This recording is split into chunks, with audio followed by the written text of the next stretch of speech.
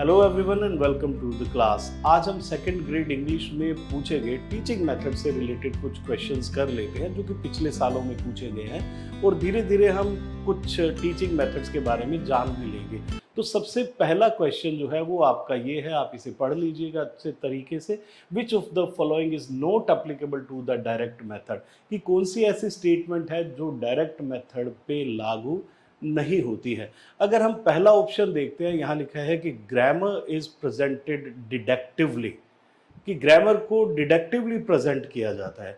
यही ऑप्शन है जो एप्लीकेबल नहीं है, मतलब सही उत्तर इसका फर्स्ट ही होगा, क्योंकि डायरेक्ट मेथड में ग्रामर को इंडक्टिवली प्रेजेंट की जाती है।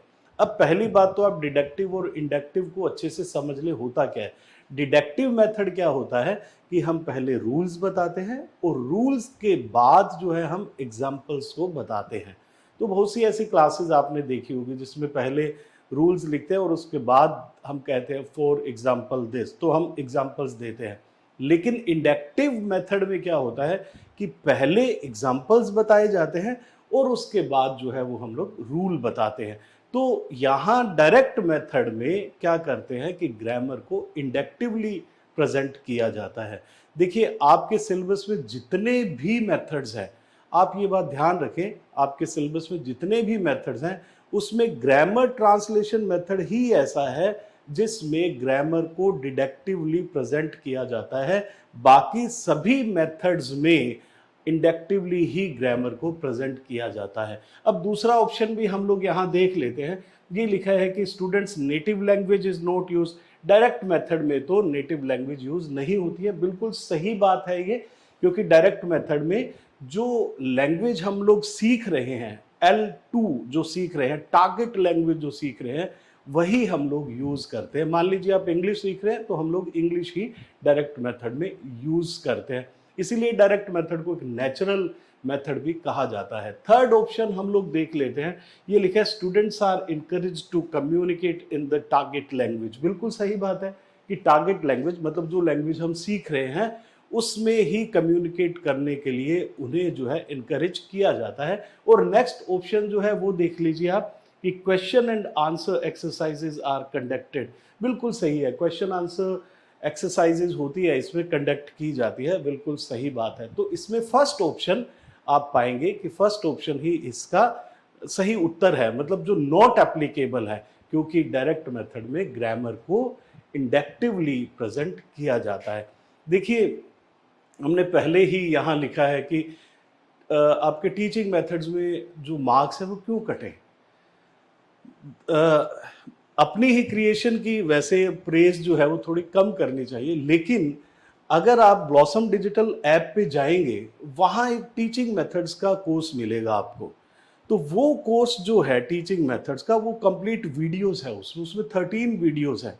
और आप जो फॉरेन राइटर्स हैं, दो किताबें जो है, दो बुक्स ऐसी हैं जिन्हें आप जनरली पढ़ते हैं, जिन्हें हम रेफरेंस बुक्स मानते हैं टीचिंग मेथड्स के लिए। One is Richards and Rogers की है और सेकंड बुक जो है वो है लार्सन फ्रीमैन की। और घूम फिर के जो है क्वेश्चंस जो है वहीं से ही बन के आएंगे, और इंडियन ऑथर्स की भी है। और जो आप teaching methods blossom digital app पे देखेंगे जाके, वहां आप पाएंगे कि इन सभी बुक्स को पूरी तरह से कवर किया गया है। उन बुक्स का निचोड़ है एक, और एक भी क्वेश्चन आपका गलत नहीं होगा अगर उस टीचिंग मेथड के कोर्स को आपने ढंग से देख लिया है। तो ब्लॉसम डिजिटल ऐप पे जाएंगे, आपको टीचिंग मेथड का एक कोर्स मिलेगा, और मैं आपको सच बता रहा हूँ कि ये हाईली क्रिएटिव कोर्स है। आपको जिस तरीके से आप एक मूवी देखते हैं उस तरीके से टीचिंग मेथड्स अच्छे से समझ आने वाले हैं। तो क्यों मार्क्स कटवाएं हम लोग। और आजकल आपको पता है कि डिस्ट्रीब्यूशन जो है मार्क्स का वो भी बंद हो चुका है। वो भी नहीं है कि कौन सा पार्ट जो है वो कितने मार्क्स का पूछा जाएगा। तो पिछली बार जो है लिटरेचर का पार्ट बहुत पूछा गया था, हो सकता है इस बार टीचिंग मेथड्स का पार्ट आपसे ज़्यादा पूछ लिया जाए, तो उसके लिए भी हमें तैयार रहना है। तो आप ब्लॉसम डिजिटल ऐप पे ये कोर्स अच्छे से देख सकते हैं। और मेरा तो ये मानना है कि विद इन 5 डेज आप पूरे वीडियोस को अच्छे से कवर कर लेंगे, और मुझे नहीं लगता कि कोई क्वेश्चन आपका गलत होगा। अगर शॉर्ट में जाएंगे आप तो उसमें टीचिंग मेथड्स के आपको 350 क्वेश्चंस मिलेंगे, तो आपका कोई भी क्वेश्चन जो है वो ना हो, ऐसा हो ही नहीं सकता। तो नेक्स्ट क्वेश्चन हम लोग देख लेते हैं। ये क्वेश्चन है, which one of the following techniques is not followed in the communicative English language teaching. अब पहला ऑप्शन यहाँ पे दे रखा है पैटर्न प्रैक्टिस।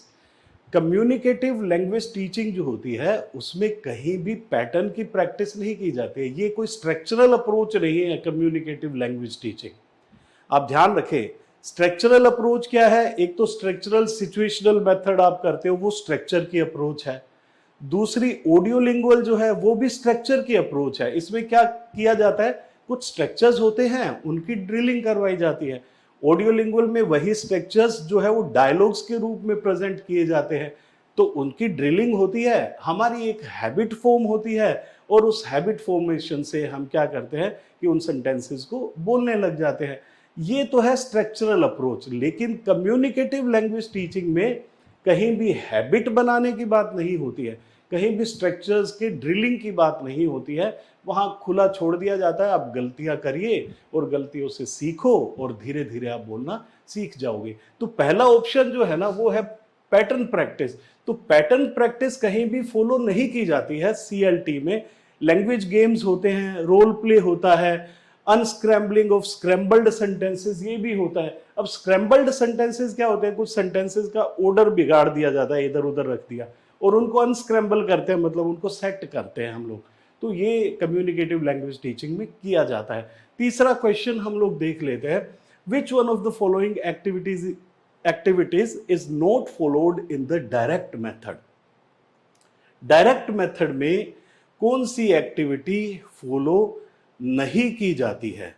डिक्टेशन या कॉन्वर्सेशन प्रैक्टिस या memorization of word meanings and rules या getting students to self correct.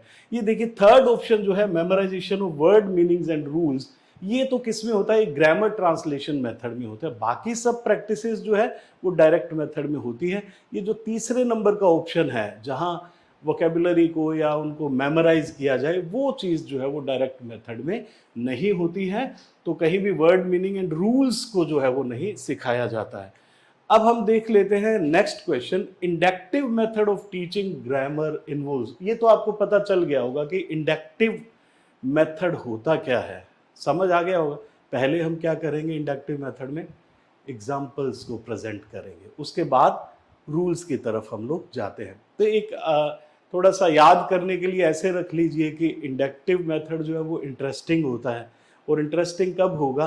वो जब एग्जाम्पल्स हम लोग पहले प्रेजेंट करेंगे, इससे याद रह जाएगा। इंडक्टिव मेथड इंटरेस्टिंग है और एग्जाम्पल्स के थ्रू हम उसे इंटरेस्टिंग बनाते हैं। तो ये है inductive method of teaching grammar involves presentation of examples before rules with the help of learners. तो यही है, प्रेजेंटेशन ऑफ एग्जाम्पल्स है, पहले एग्जाम्पल्स को प्रेजेंट किया जाता है, वही क्या है आपका इंडक्टिव मेथड होता है। नेक्स्ट क्वेश्चन है, which one of the following methods uses student to student interaction most for learning in the classroom. ये जो स्टूडेंट टू स्टूडेंट इंटरेक्शन होता है ना, ये जितना, ये क्या है, स्टूडेंट टू स्टूडेंट इंटरेक्शन का मतलब क्या हो, कुछ ओपननेस आई है ना, कि आपने थोड़ा सा बच्चों को खुला छोड़ा है, वो एक दूसरे से बातचीत कर रहे हैं, वो कम्युनिकेटिव लैंग्वेज टीचिंग की बात है। ये स्टूडेंट टू स्टूडेंट इंटरेक्शन जो है वो कहाँ होगा? वो CLT के अंदर होता है, कम्युनिकेटिव लैंग्वेज टीचिंग में। नेक्स्ट क्वेश्चन है, which one of the following is not true about the roles of students and teachers in audio lingual method. देखिए ऑडियो लिंगुअल मेथड में क्या होता है, डायलॉग्स की प्रैक्टिस होती है, उनकी ड्रिलिंग होती है, डायलॉग्स को बताया जाता है, उन ड्रिलिंग से, प्रैक्टिस से धीरे धीरे हमारी हैबिट बन जाती है। ये ऑडियो लिंगुअल में होता है। तो आप देखें यहाँ पे, the teacher directs and controls the language behaviour of students. बिल्कुल टीचर्स ही उन्हें थोड़ा कंट्रोल करता है, क्योंकि वो टीचर्स की प्रेजेंस में होती है। टीचर्स जो स्ट्रक्चर्स देता है, टीचर्स जो डायलॉग्स देता है, उन्हीं की प्रैक्टिस होती है। ये तो सही बात है। हमारा क्वेश्चन है नोट ट्रू, हमें नोट ट्रू बताना है। फिर सेकंड जो है, the teacher presents good models for imitation. Imitation मतलब मैंने कुछ बोला, आपने उसको क्या किया, इमिटेट किया, मतलब मेरी नकल की, मुझे फॉलो करके बोले। तो ये भी तो होता है इस मेथड में। और थर्ड ऑप्शन जो है, students are expected to overlearn the target language to be able to use it automatically. Overlearn करने की बात कर रहे हैं यहाँ पे कि डायलॉग्स को इतना बोलो, इतना याद कर लो कि ओवरलर्न हो जाए, मतलब आपको हद से ज्यादा जो है वो लर्न हो जाए, अपने आप ही मुंह से वो डायलॉग्स निकलने लगे। वो है ऑडियोलिंगुअल की पहचान, बिल्कुल सही है। तो यहां पूछा नोट ट्रू, ट्रू कौन सा नहीं है। अगर फोर्थ ऑप्शन आप देखें, students are left free to practice the language and to interact with other students. Students को फ्री नहीं छोड़ा जाता, बिल्कुल। ये स्टूडेंट्स को फ्री कहाँ छोड़ा जाता है, अभी बताया था हमने, वो CLT में छोड़ा जाता है, कम्युनिकेटिव लैंग्वेज टीचिंग में। आपको बात करते करते जो सारे मेथड्स है ना, उनका एक फिलॉसफी आपके दिमाग में बन रही होगी, और उतनी फिलॉसफी अगर बन जाती है ना, तो बहुत से क्वेश्चंस अपने आप सही होते हैं। और अगर आप, जो हम कोर्स की बात कर रहे हैं, जो आपको ब्लॉसम डिजिटल पे मिलेगा, उसे अगर आप कर लेंगे, तो मैं पूरी तरह से ये आपको अश्योर करता हूं कि आपका कोई भी क्वेश्चन गलत नहीं होगा। नेक्स्ट हम देखते हैं, ये है which one of the following methods gives the students grammatical rules and paradigms। तो ये ग्रामेटिकल रूल्स एंड एग्जाम्पल्स की बात कर रहे हैं, तो ग्रामेटिकल रूल्स तो कौन सा मेथड देगा, आपको पता भी चल गया होगा, ये ग्रामर ट्रांसलेशन मेथड ही करेगा ऐसा, कि ग्रामेटिकल रूल्स के बारे में बताता है। तो यहाँ आपका फोर्थ ऑप्शन बिल्कुल सही होगा। नेक्स्ट क्वेश्चन है, which one of the following is not applicable to the grammar method, grammar translation method. थोड़ा क्वेश्चन थोड़ा सा गलत लिखा गया है, ग्रामर ट्रांसलेशन मेथड पढ़े इसे। तो नॉट एप्लीकेबल, आप ये चीज ध्यान रखना कि आपसे क्वेश्चन बहुत बार ऐसा पूछा जाता है, नॉट ट्रू, नॉट एप्लीकेबल। तो ये नॉट का आपको बहुत अच्छे से ध्यान रखना है। यहां पूछा है कि कौन सी ऐसी स्टेटमेंट है जो ग्रामर ट्रांसलेशन मेथड में एप्लीकेबल नहीं होती है। आप फोर्थ ऑप्शन देखो, spoken English is greatly emphasised. देखिए, ग्रामर ट्रांसलेशन मेथड पे कहीं जो स्पीकिंग वाला पार्ट है ना, वहां तो फोकस ही नहीं किया जाता। तो वहां ग्रामर की बात होती है, रूल्स की बात होती है, रीडिंग की बात होती है, राइटिंग की बात होती है, लेकिन कहीं स्पोकन पार्ट को जो है वो कवर नहीं किया जाता है, उस पे जो है फोकस नहीं दिया जाता है। अब एक बहुत छोटी सी बात है कि हम लैंग्वेज है क्या, एक्चुअल में तो लैंग्वेज बोलने के लिए ही बनी है। तो ग्रामर ट्रांसलेशन मेथड में कहीं भी स्पीकिंग पार्ट पे कहीं भी फोकस नहीं किया गया। तो इसका फोर्थ ऑप्शन जो है वो देखें, not applicable grammar translation method में spoken English is greatly emphasized, ये बात गलत है। और आप देखें कि पहली तीनों ही जो स्टेटमेंट्स है वो बिल्कुल सही है, कि students are given list of vocabulary items, बिल्कुल सही बात है कि लिस्ट ऑफ वोकेबुलरी आइटम्स दे दी जाती है कि आप इन्हें लर्न कर लीजिए। अब देखो कि ये चीज़ वोकेबुलरी के लिस्ट देना, ये CLT में नहीं होता है कि हमने एक अलग से लिस्ट पकड़ा दी। ग्रामर ट्रांसलेशन मेथड में ऐसा होता है। आज भी बहुत से लोग, मैं तो कहूँगा कि कितना भी आउटडेटेड मेथड हो गया हो ग्रामर ट्रांसलेशन मेथड, लेकिन आज भी बहुत से, मतलब मुझे तो ऐसा लगता है कि 80 से 90% लोग ऐसे होंगे जो ग्रामर ट्रांसलेशन मेथड से ही सीखते होंगे। हालांकि कोई आंकड़ा तो नहीं है इसका, लेकिन फिर भी आज भी कितने ही लोग इसे आसपास आप देखोगे कि ग्रामर ट्रांसलेशन से ही इंग्लिश को सीखते हैं। और आप सेकंड स्टेटमेंट देखिए, students are encourage to memorize the given rules of the target language. बिल्कुल सही है, रूल्स बताए जाते हैं और रूल्स के थ्रू ही हम क्या है लैंग्वेज को सीखते हैं। तीसरा ऑप्शन जो है, word to word translation in the mother tongue is considered, बिल्कुल इफेक्टिव वे माना जाता है कि हम लोग वर्ड टू वर्ड ट्रांसलेशन करते रहे, मदर टंग के थ्रू जो है वो चीज़ों को समझाएं। तो स्पोकन का जो पार्ट है ना, उस पर फोकस नहीं किया जाता है। ये फोर्थ ऑप्शन इसका करेक्ट होगा। पूछा है ग्रामर ट्रांसलेशन मेथड में क्या चीज़ एप्लीकेबल नहीं है, एप्लीकेबल क्या नहीं है, ये फोर्थ ऑप्शन एप्लीकेबल नहीं है। Which method was developed as a reaction to grammar translation method? देखिए, ग्रामर ट्रांसलेशन मेथड आया, उसके रिएक्शन में जो मेथड आया था ना, आप जिस तरीके से आपका सिलेबस है वैसे ही समझ लो, ग्रामर ट्रांसलेशन मेथड के रिएक्शन में आया था डायरेक्ट मेथड। तो जो पहले पहले आप पढ़ते हैं ग्रामर ट्रांसलेशन मेथड, उसके बाद आप पढ़ते हैं डायरेक्ट मेथड, फिर पढ़ते हैं स्ट्रक्चरल सिचुएशनल टीचिंग, उसके बाद आप पढ़ते हैं ऑडियो लिंगुअल, फिर आप पढ़ते हैं CLT, एक ये सीक्वेंस में पढ़ते हैं। तो ग्रामर ट्रांसलेशन मेथड के रिएक्शन में जो आया था वो था आपका डायरेक्ट मेथड। ये आपका क्वेश्चन है, which one of the following is not applicable to the audio lingual method. Audio lingual method के लिए कौन सा स्टेटमेंट एप्लीकेबल नहीं है? फिर से देखो, नॉट एप्लीकेबल, नॉट एप्लीकेबल, ये ज़्यादा क्वेश्चन जो है वो 2018 के हैं, सभी क्वेश्चंस शायद 2018 के ही हैं, क्योंकि बहुत अच्छे क्वेश्चंस हैं। और आपको अगर ये क्वेश्चंस हम इसलिए कर रहे हैं कि आप इनके थ्रू थोड़ी थोड़ी बातों को जो है टीचिंग मेथड्स की समझ भी ले। तो ये है, which one of the following is not applicable to the audio lingual method. तो पहला स्टेटमेंट है, student first listen then speak then read and finally write. बिल्कुल सही है, पहले लिसनिंग होगी फिर स्पीकिंग होगी। LSRW को ये एक तरीके से फॉलो करता है। Grammar is presented in the form of model patterns and dialogues. हमने पहले भी बात की थी कि ग्रामर को डायलॉग्स के या पैटर्न्स के रूप में प्रेजेंट किया जाता है। तो डायलॉग्स भी तो अपने आप में ग्रामर ही तो होगी। मैं ये कहता हूँ कि I am fine here, hello, what are you doing, तो ये सब क्या है, अपनी अपनी एक डायलॉग की एक ग्रामर होती है। तो ग्रामर को प्रेजेंट डायलॉग के रूप में किया जाता है। तीसरा ऑप्शन हम देख लेते हैं, students develop correct language habits through drilling of patterns. ये ड्रिलिंग ऑफ पैटर्न्स की बात मैंने की थी कि इसमें ड्रिलिंग होती है। ड्रिलिंग क्या है? प्रैक्टिस है एक तरीके की। कोई डायलॉग दे दिया उसको, जैसे हम छोटी क्लासेस में आप लोग देखते हैं, बच्चों को हम डायलॉग्स के थ्रू कुछ चीज़ें लर्न कराते हैं कि हाउ आर यू, बच्चा बोलता है आई एम फाइन, थैंक यू। तो वो उसके दिमाग में इतना बस जाता है, उसकी ज़बान पे इतना आ जाता है कि जब कहीं भी आप उससे पूछोगे हाउ आर यू, वो कहेगा आई एम फाइन। वो बीमार भी होगा तो उसके मुंह से ये निकलेगा, अपने पूछेंगे हाउ आर यू, वो कहेगा आई एम फाइन। तो जनरली क्या है, ये डायलॉग की इतनी प्रैक्टिस हो जाती है ऑडियो लिंगुअल में कि आपकी जबान पे ओवर लर्निंग हो जाती है, आपकी जबान पे बैठ जाता है।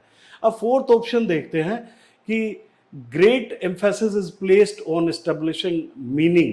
तो यहाँ ये बात गलत है, ये एप्लीकेबल नहीं है। जो मीनिंग की बात करते हैं ना, वो जो कि मीनिंग पे एम्फेसिस हम एम्फेसाइज करते हैं, तो वो क्या है, वो CLT में होता है, वो कम्युनिकेटिव लैंग्वेज टीचिंग में ऐसा होता है।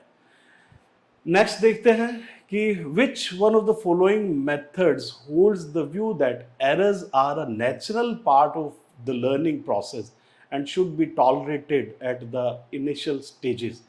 एरर्स जो है वो नेचुरल पार्ट है और टॉलरेट किए जा सकते हैं। ये लास्ट क्वेश्चन है आज का हमारा।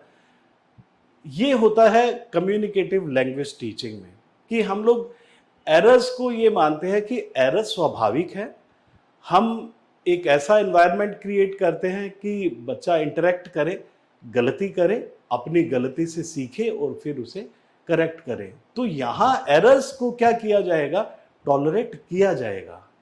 अगर हम ड्रिलिंग वाले पार्ट की बात करते हैं, स्ट्रक्चरल सिचुएशनल की बात करते हैं, या फिर हम ऑडियो लिंगुअल की बात करते हैं, वहाँ क्या सिखाया जाता है, वहाँ पैटर्न्स सिखाए जाते हैं, ड्रिलिंग करवाई जाती है, हैबिट फॉर्म करते हैं। और गलत हैबिट तो फॉर्म करवाएंगे नहीं, तो वहाँ एरर्स नहीं होने चाहिए।